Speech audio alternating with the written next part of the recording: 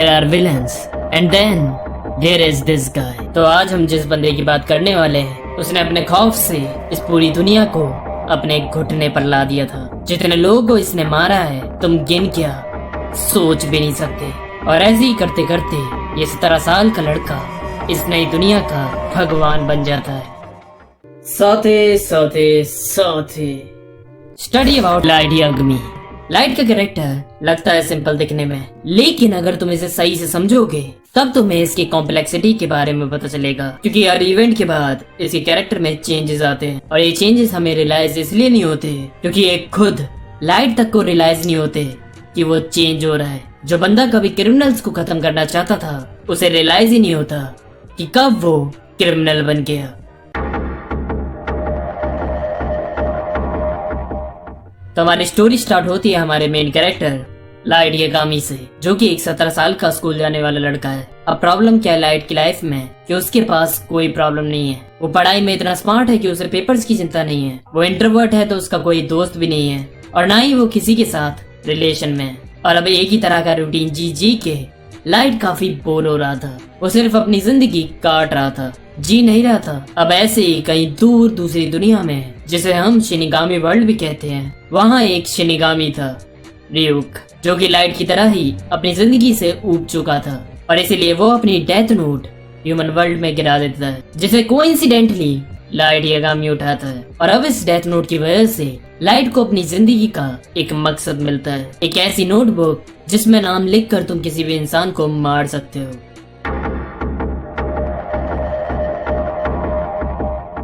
पता इंसानों को जानने के लिए उसके सराउंडिंग्स को नोटिस करना चाहिए। और अगर तुमने नोटिस करा हो तो लाइट का कमरा काफी साफ रहता है, सारी चीजें काफी ऑर्गेनाइज्ड थी।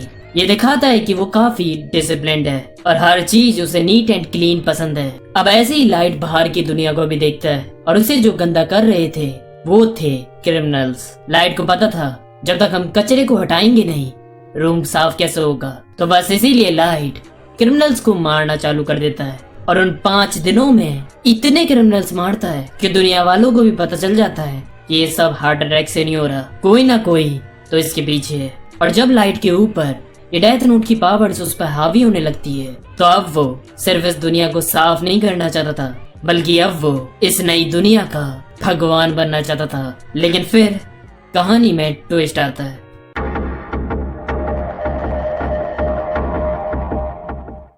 लाइट अनजान था कि उससे भी खतरनाक दिमाग लेकर कोई इंसान उसके पीछे आएगा। एल लाइट को उकसाता है और उसे वो करवाता है जो वो करवाना चाहता था। और जैसे ही वो लिंडेल टेलर को मारता है एल लाइट के और करीब पहुंच जाता है। लेकिन इसके बाद भी लाइट डरता नहीं है बल्कि और खुश होता है, क्योंकि अब उसके पास एक राइवल था उसी के टक्कर का, जिससे उसकी लाइफ में और रोमांच बढ़ेगा। और बस अब इन दोनों के बीच बैटल चालू हो जाती है, जिसमें एल को लाइट के ऊपर शक हो चुका था कि यही कीड़ा है। इसलिए वो अमेरिका से एक FBI एजेंट्स की टीम को हायर करता है और उसमें से एक एजेंट को लाइट के पीछे निगरानी पर लगा देता है। पर लाइट बहुत ही चालाकी से रे पेनबर्ग को मारता है और उसी के हाथों बाकी एजेंट्स को भी मरवा देता है। उसके बाद एल लाइट के घर CCTV लगवाता है, लेकिन लाइट सब चीजों के लिए तैयार था। मैंने बताया था ना, लाइट अपने रूम को काफी संभाल कर रखता था क्योंकि वो उसका एक पर्सनल स्पेस था। उसे वहीं तो अपना सारा काम करना होता था, इसलिए वो पूरा सेटअप करके जाता था कि जब भी उसके रूम में कोई भी आए तो उसे पता चल जाए। और जैसे ही वो अपने डोर हैंडल पर हाथ रखता है उसे पता चल जाता है कि यहाँ कोई आया था। और रियुक की मदद लेकर एल की इस चाल को भी वो नाकाम कर देता है। अगर वीडियो अच्छी लग रही हो तो लाइक करना मत भूल।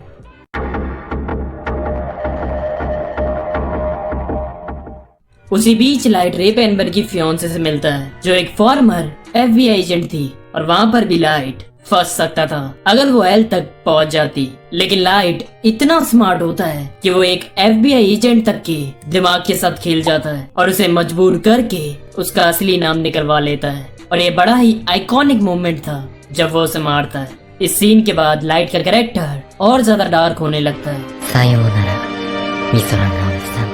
एल परेशान हो गया था दूर से लाइट पे नजर रखते हुए। अब उसके पास और कोई चारा नहीं बचता, वो सीधा रिस्क लेता है और जाकर सीधा लाइट से फेस टू फेस मिलता है और उसे ये भी बताता है वाताशिवा लेकिन उस वक्त भी लाइट अपने फेस के एक्सप्रेशन छुपाने में कामयाब रहता है। इसी दौरान वो सेकंड कीरा यानी कि मीसा अमाने से मिलता है और इस बार भी वो लकी था क्योंकि वो पहले से ही उस पर लट्टू थी और लाइट फिर उसे अपने झूठ में फंसाकर उसे यूज करता है। अब एल भी लाइट का दोस्त बनने की कोशिश कर रहा था ताकि वो उसके बारे में सब जान सके। वो उसके साथ कॉलेज में टेनिस खेलता है, घूमता है, कॉफी पीता है और उसे कीरा केस में भी इंक्लूड करता है और आखिरकार वो कामयाब भी होता है और लाइट की गर्लफ्रेंड मीसा अमाने को कस्टडी में ले लेता है। इस वक्त लाइट बुरी तरह फंस चुका था। इसके बाद तो कम बैक हो ही नहीं सकता था, लेकिन वो लाइट यागामी ऐसी थोड़ी ना है।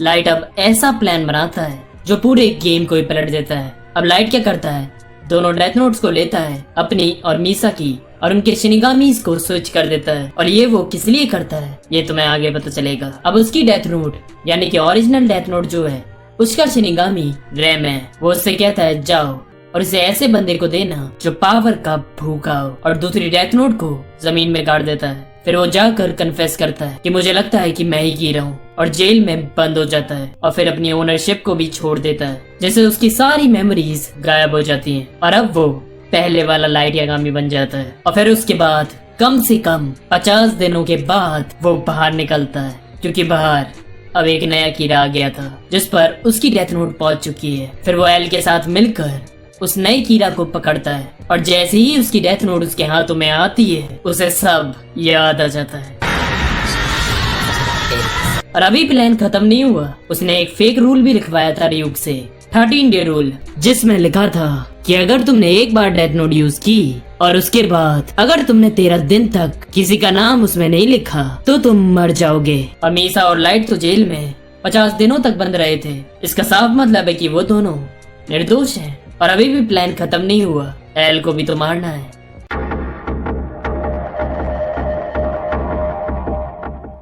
अब मैंने ऊपर कहा था ना कि इसने शिनिगामी स्विच किए थे, तो वो इसीलिए क्योंकि अब वो मीसा को भेजता है दूसरी डेथ नोट को लाने के लिए जो जमीन में गड़ी हुई थी और जो कि मीसा की थी, जिसे छूकर उसकी याददाश्त भी वापस आ जाती है। और लाइट को पहले से पता था कि मीसा उसके लिए कुछ भी कर सकती है और लाइट की पहली प्रायोरिटी है एल को मारना। इसलिए मीसा रियूक से शिनिगामी आइस की डील करती है क्योंकि अगर इसकी जगह रैम होता तो वो कभी इसके लिए नहीं मानता क्योंकि मीसा की आधी लाइफ स्पेन तो पहली डील में खत्म हो गई थी। अभी भी प्लान खत्म नहीं हुआ है। अब मीसा लाइट से मिलने आती है तो लाइट कहता है जाओ अब जाकर ये कुछ क्रिमिनल से इन्हें मार देना। और अब क्या है कि एल डिसाइड कर चुका है कि वो डेथ नोट का यूज करेगा और जब 13 दिन पूरे होंगे तो उसे पता चल जाएगा कि ये फेक रूल था और लाइट और मीसा फिर शक के दायरे में आ जाएंगे। लेकिन मीसा पर ज्यादा शक जाएगा क्योंकि उसके जाने के बाद ही हत्याएं दोबारा चालू हो गईं और इसीलिए तो लाइट एल को छोड़कर वहां से जा नहीं रहा था ताकि सारा शक मीसा पर जाए। और ये लाइट का प्लान रैम समझ जाता है और लाइट को पहले से पता था कि ये मीसा को कुछ नहीं होने देगा। ऊपर से उसकी लाइफ स्पेन भी तो कम हो गई है, इसीलिए वो अपने आप को सेक्रीफाइस करते हुए एल और वातारी का नाम डेथ नोट में लिख देता है। और इसके बाद लाइट था ही नहीं, अब तो वो अपनी नजरों में भगवान बन चुका था क्योंकि उसने वर्ल्ड के ग्रेटेस्ट डिटेक्टिव को मरवा दिया था।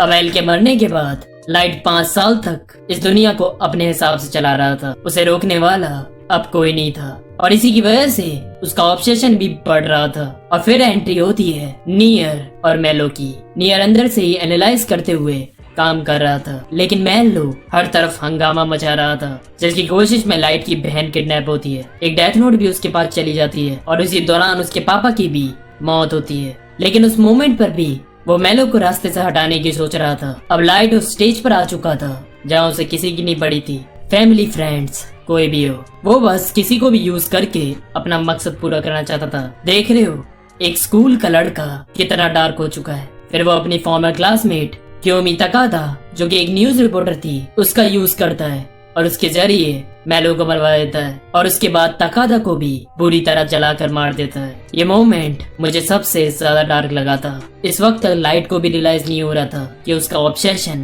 कितना बढ़ चुका है। एक कहावत है कि एक इंसान के ऑब्सेशन का जब तक अंत नहीं आता जब तक उस इंसान का ही अंत ना आ जाए। तुमने एक बात नोटिस की कि अभी तक लाइट ने जितने भी प्लान्स बनाए वो हर प्लान उसने प्रेडिक्शन पर बनाया, जो भी फ्यूचर में होगा, और ऐसे ही उसने एल तक को मरवा दिया। उसे अपने प्लान्स पर पूरा भरोसा था और यही ओवर कॉन्फिडेंस उसे आगे लेकर डूबेगा।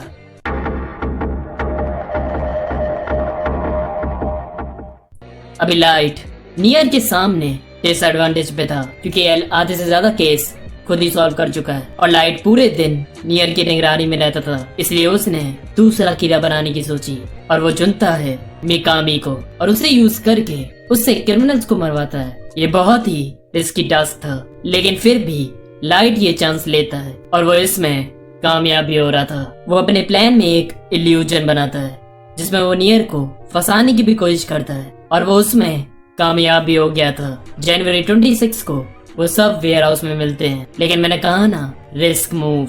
लाइट कभी गलती नहीं करता, लेकिन उसने मिकामी पर कुछ ज्यादा भरोसा करके गलती कर दी। जिस टाइम उसने तकादा को मारा था उसी टाइम पर मिकामी ने भी उसे मारने के लिए अपनी डेथ नोट में नाम लिखा, पर बस यही चीज नियर पकड़ लेता है और लाइट का सारा प्लान समझ जाता है। लाइट इतना ओवर कॉन्फिडेंट था अपने प्लान्स के ऊपर कि उसने प्लान बी तक नहीं बनाया था कि अगर वो फंस गया तो क्या करेगा, क्योंकि वो तो गॉड है, वो कैसे हार सकता है। लाइट ने पूरे शो में अपनी असल पर्सनैलिटी को अंदर छिपा कर रख रखा था, लेकिन जैसे ही उसका पर्दाफाश होता है वो असली लाइट यागामी को फिर उनके सामने बाहर भी निकालता है और जोर जोर से हंसकर कहता है पुकुवा कीड़ा था, क्योंकि उसके लिए तो ये बहुत प्राउड की बात थी। हारने के बाद भी वो हार एक्सेप्ट नहीं करता, बस किसी तरह से नियर को मारने की कोशिश करता है, इसीलिए क्योंकि उसका ऑब्सेशन उसे ये सब करा रहा था। लेकिन हर चीज का अंत आता है, चाहे वो जिंदगी हो या ऑब्सेशन। मात्सुजा उसे गोली मारता है और तब लाइट को मौत का खौफ महसूस होता है। उस वक्त वो जमीन पर रेंगता हुआ लाइट भगवान नहीं लग रहा था, बल्कि कोई आम इंसान ही लग रहा था। उसे अपनी रियलिटी यहाँ बहुत कड़वी लग रही थी। वो वहाँ से निकलकर भागता भी है। लास्ट टाइम पर जब वो अपनी ऑल्टर इमेज को देखता है तो हमें पता चलता है कि उस वक्त उसे रिग्रेट भी हो रहा था कीड़ा बनने पर। और फिर आखिर में रियूक, जिसने इस कहानी की शुरुआत करी थी, डेथ नोट नीचे गिराकर वही लाइट का नाम लिखकर इसे खत्म करता है।